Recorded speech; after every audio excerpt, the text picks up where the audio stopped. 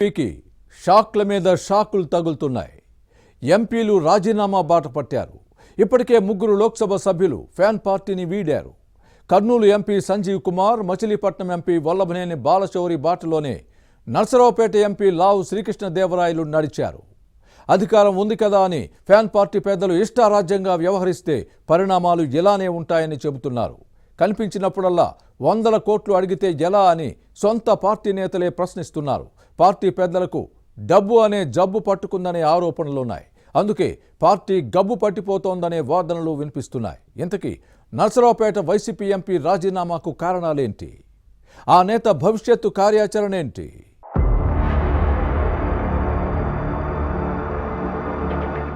నియోజకవర్గాల ఇన్ఛార్జీల మార్పులపై వైసీపీలో చెలరేగిన రాజకీయ ప్రకంపనలు కొనసాగుతూనే ఉన్నాయి. ఎమ్మెల్యేలు, ఎంపీలు ఒక్కొక్కరు ఫ్యాన్ పార్టీ నుంచి మెల్లగా జారుకుంటున్నారు. కర్నూలు ఎంపీ సంజీవ్ కుమార్, మచిలీపట్నం లోక్సభ సభ్యుడు వల్లభనేని బాలశౌరి ఇప్పటికే అధికార పార్టీకి రాజీనామా చేయగా నర్సరావుపేట ఎంపీ లావు శ్రీకృష్ణదేవరాయలు కూడా వారి బాటలోనే నడిచారు.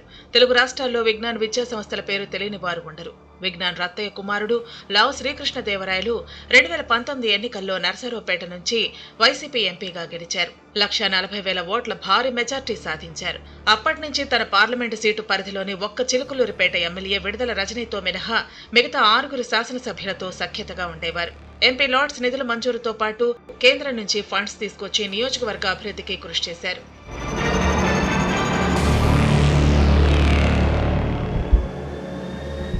దాదాపుగా 3 సంవత్సరాల పాటు వైసీపీలో శ్రీకృష్ణదేవరాయలు ప్రయాణం సవ్యంగానే సాగింది. 4 నెలల క్రితం ముఖ్యమంత్రి జగన్ను కలిసినప్పుడు వచ్చే ఎన్నికలకు డబ్బు రెడీ చేసుకోవాలని ఈ ఎంపీకి చెప్పారట. మొదటిసారి ఏమీ మాట్లాడకపోయినప్పటికీ ఆ తర్వాత 2-3 సార్లు ముఖ్యమంత్రి అదే పనిగా డబ్బు విషయం చెప్పడంతో శ్రీకృష్ణదేవరాయలకు చిర్రెత్తుకొచ్చిందనే టాక్ ఉంది. ఓ రోజు తాను మట్టి, మద్యం, ఇసుక మైనింగ్ మాఫియా చేయలేదని సీఎం జగన్ కు నేరుగా చెప్పారనే ప్రచారం జరుగుతోంది. కాంట్రాక్టులు ఇప్పిస్తానని చెప్పి డబ్బులు దండుకోలేదని అన్నారట. తానేమీ సంపాదించలేదని తెలిసినప్పటికీ డబ్బులు అడగటం బాగోలేదని ముఖం మీదే చెప్పినట్టు సమాచారం. ఆ తర్వాత మధ్యవర్తుల ద్వారా చంద్రబాబు, లోకేష్, పవన్ కళ్యాణ్ తిట్టాలని సమాచారం పంపారనే టాక్ ఉంది. తెలుగుదేశంలో చేరతారని సోషల్ మీడియాలో ప్రచారం జరుగుతోందని, ఆ ప్రచారాన్ని ఖండించాలని కూడా సూచించారట. అయితే ఈ షరతులకు శ్రీకృష్ణదేవరాయలు అంగీకరించలేదని ప్రచారం జరుగుతోంది.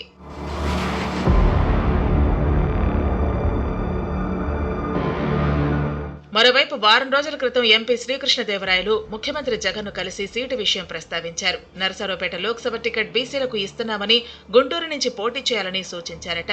కానీ ఈ యువ ఎంపీ అందుకు ఒప్పుకోలేదనే టాక్ ఉంది.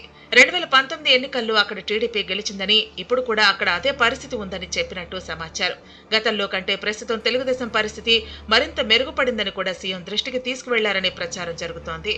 కానీ సీఎం జగన్ మాత్రం గుంటూరు నుంచే పోటీ చేయాలని మరోసారి కోరగా అందుకు తిరస్కరించారని, వెనుతిరిగి వచ్చారని చెబుతున్నారు.